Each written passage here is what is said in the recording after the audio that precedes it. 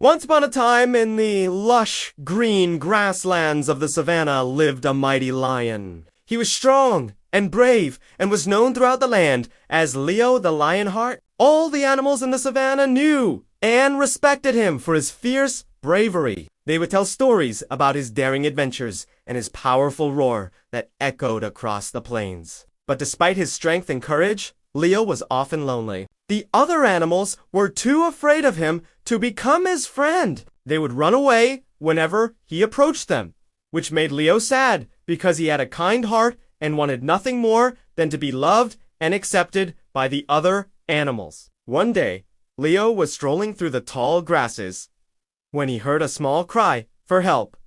He stopped and listened intently. It was a tiny rabbit whose leg was caught in a hunter's snare. Leo carefully approached the rabbit and asked if he could help. The little rabbit was terrified at first, but when he saw that Leo wasn't going to hurt him, he nodded his head in agreement. Gently, Leo used his teeth to break the ropes that were holding the rabbit's leg captive. The rabbit's heart pounded in his chest as he waited for Leo to free him. Finally, with a gentle tug, the rope snapped and the rabbit hopped away as fast as he could. Leo watched him go and couldn't help but feel a sense of satisfaction. He had done something good today, but he knew that the other animals would never understand why he had saved the rabbit. They would only see that he had spared the rabbit's life and would continue to be afraid of him. Sighing, Leo turned and walked away, his head held high. As he walked, he came across a watering hole where some animals were taking a midday drink. They all stopped and stared at him as he approached,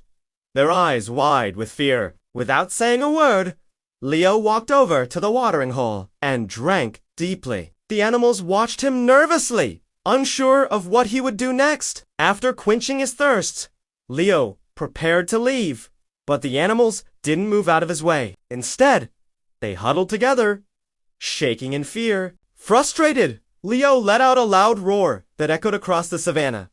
The animals screamed and scattered in all directions. Leo shook his head in disappointment. He didn't want to scare them, but it seemed like they didn't understand that he wasn't a bad lion. He just wanted to be friends with them. With a heavy heart, Leo walked away from the watering hole and continued on his journey. All day long, Leo searched for someone to talk to, but the other animals were too scared to come near him. Even the birds in the trees flew away when he passed beneath them. Just when Leo began to feel like giving up hope, he heard a rustling in the bushes. He stopped and looked intently into the bushes. Out popped a small field mouse. He was only a baby and looked no bigger than Leo's paw. The mouse wasn't afraid of Leo at all. In fact, he looked at the big lion curiously.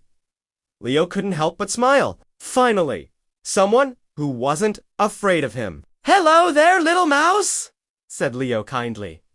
"What's your name?" "I'm Pip," squeaked the mouse. "And you're the Lion King, right?" "That's me," said Leo proudly. "So why aren't you afraid of me?" asked Leo curiously. "Because you don't look scary," squeaked the mouse. "You look kind?" Leo's heart skipped a beat. Could it be true? Did the mouse really think he was kind? Maybe the other animals were wrong. Maybe he wasn't as scary as they thought he was. Just then, Pip let out a small cry. He had hurt his leg and was now limping. Leo's heart went out for the little mouse. He knew how it felt to be in pain, and he wanted to help. "Come here, little mouse," said Leo softly. He picked up Pip with his paw and carried him to a nearby stream. Then he dipped his paw into the water and washed off the dirt and blood. Pip squeaked in delight. He had never been so close to a lion before, let alone one that was washing his wounds. "There you go, little mouse," said Leo gently. "You'll be good as new in no time." And as if to prove Leo's words true, Pip immediately began to hop around. He was feeling much better already. "Thank you, Leo," squeaked Pip happily. "You're a true friend." Leo smiled. Finally, someone who understood him. Someone who knew that he wasn't just a fierce and scary lion, but also a kind and gentle one. From that day on, Pip and Leo became the best of friends. They played together every day, and Pip often told the other animals about his friend, the Lion King. At first, the other animals didn't believe Pip. A lion who was kind, it was unheard of. But slowly but surely, they began to see the truth. They witnessed Leo's gentleness firsthand and realized that he wasn't as scary as they had imagined. One day, a group of zebras was grazing in a nearby field.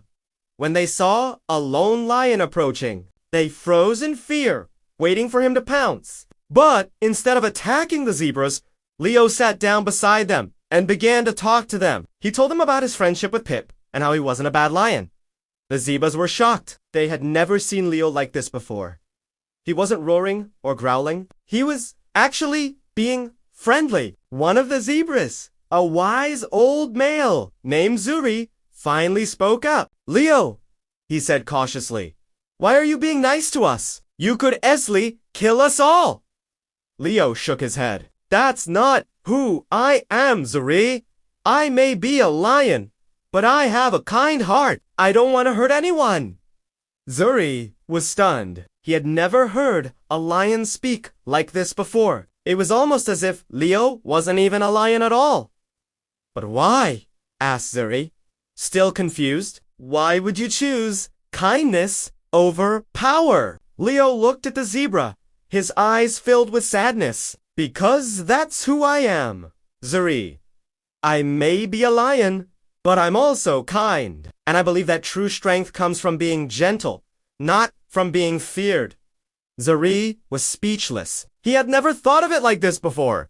Maybe being kind wasn't weakness. Maybe it was strength. From that day on, Zuri and his zebra herd became friends with Leo.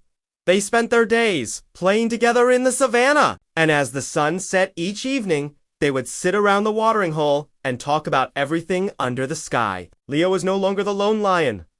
He had friends now, and he knew that no matter what happened, they would always be there for him. As the years passed, Leo grew older and his mane turned a majestic silver, but his heart remained as kind and gentle as the day he was born. He continued to be a beloved friend to the animals of the savannah, proving to them that true strength comes from being gentle, not from being feared. His story became a legend, one that was passed down from animal to animal for generations to come. And so the tale of Leo, the lion with a gentle heart, became a part of the savannah's history.